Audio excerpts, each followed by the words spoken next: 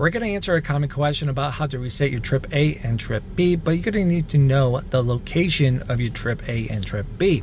So it's going to be over here on the driver's interface screen. We're going to use the little wheel action to go up and down, then push in the wheel to select. First step is find range and fuel. Push in the wheel. You'll see there's an A. Scroll down, there's a B. Now to reset that, you can see it right here has a little wheel icon that you push in and you scroll up to reset, and then there we go. So that's how you do it yourself. Now if you wanted to automatically reset at certain times, you can set that up too. All you have to do is come over here to the touchscreen. We're going to go to vehicle settings, then we're going to go to meter setup.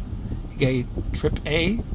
You can choose between these three options when you want it to automatically reset. So it's that quick and easy.